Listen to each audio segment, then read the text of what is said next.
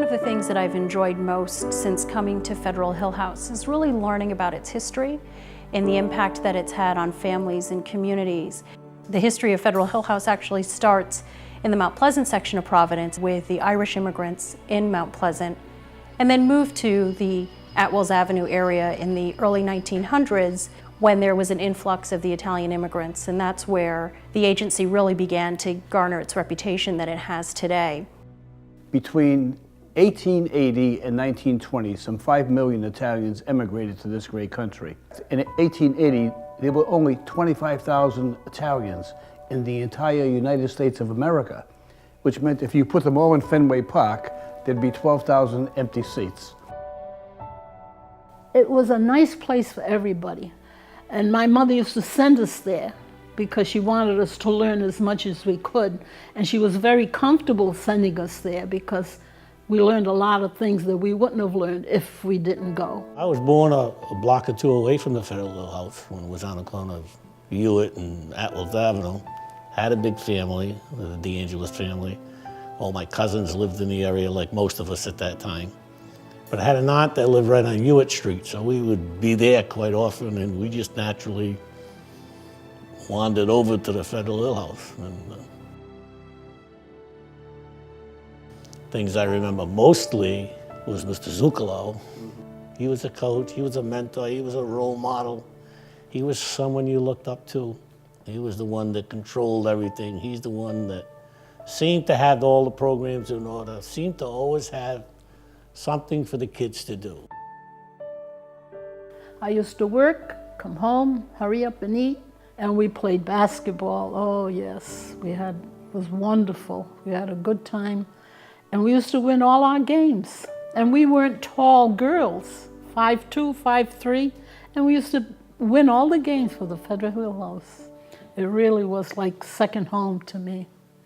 And I think that's what the boxing program did too. I mean, we would be in there trying to knock each other's block off, but after that, after the match was over, and Mr. Zuccolo, people like him made sure that you treated each other respectfully after.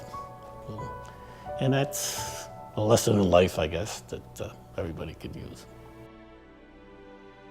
One of my earliest memories of the Federal Hill House was when I was talking to a woman who told me that when she was pregnant, she couldn't afford prenatal care. And she lived about 8 blocks from the Federal Hill House. And so she would walk down to the Federal Hill House and she'd stand in line with a whole bunch of other pregnant women, and they would be treated. And she said the doctor was a Chinese doctor, and he would tend to all of their needs. And she was so grateful that she was able to receive this care, and it was at the Federal Hill House that she was able to get that care. That story was particularly significant to me because the woman who told me that story was my mother, and she was pregnant to me. And that was in 1936. It was at the height of the Depression. People were out of work. They literally were selling apples on the corner stores. Almost everyone in the area lived in a cold water flat or cold water tenement. And everyone needed help with finances, the Federal Hill House. They needed help with health care, the Federal Hill House. They needed help with an interpreter, the Federal Hill House. It was a safe refuge for people. It was a safe harbor. It was where they could get some help that they would not get otherwise. And before all these other service agencies up on Federal Hill, there was the Federal Hill House.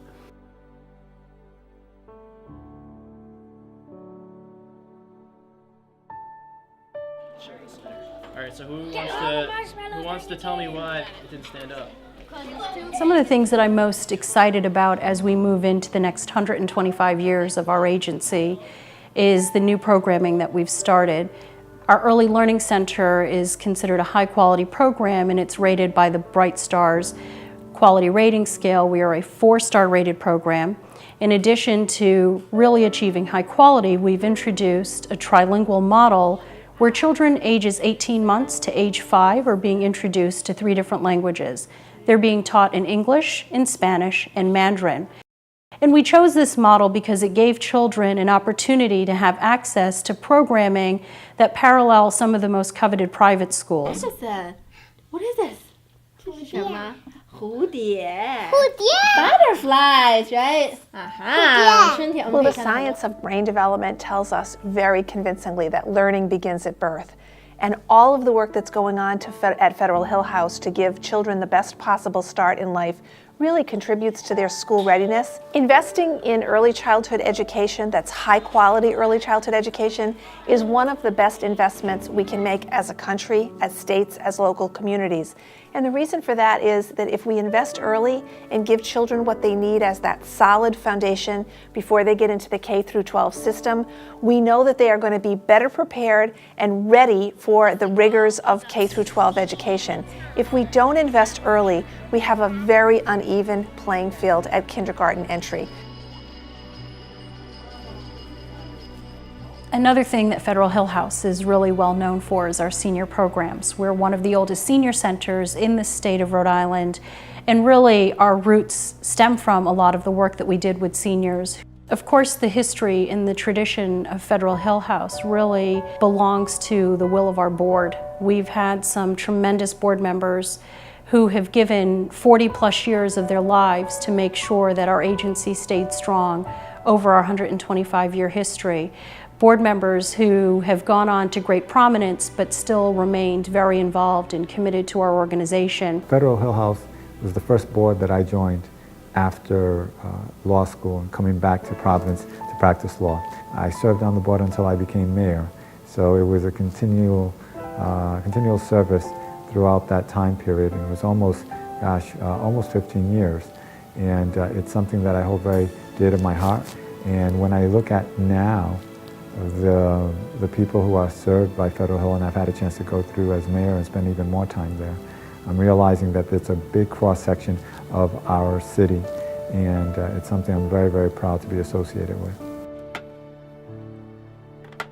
One of the questions that I'm asked often is what will happen to our neighborhood if Federal Hill House were to close their doors? And it's quite frankly an image that I don't like to think about, because I think that we are such a vital resource to the Federal Hill neighborhood. In fact, the only resource to know that we're continuing to have that great impact on the community, whether it's still providing food for people who are food insecure, or providing case management services and financial literacy services for people who are trying to become more self-sufficient, or early learning in school age, and even victims of crime services, knowing that we are there to lend a hand when anytime anybody's in need is really important to all of us, what we do here.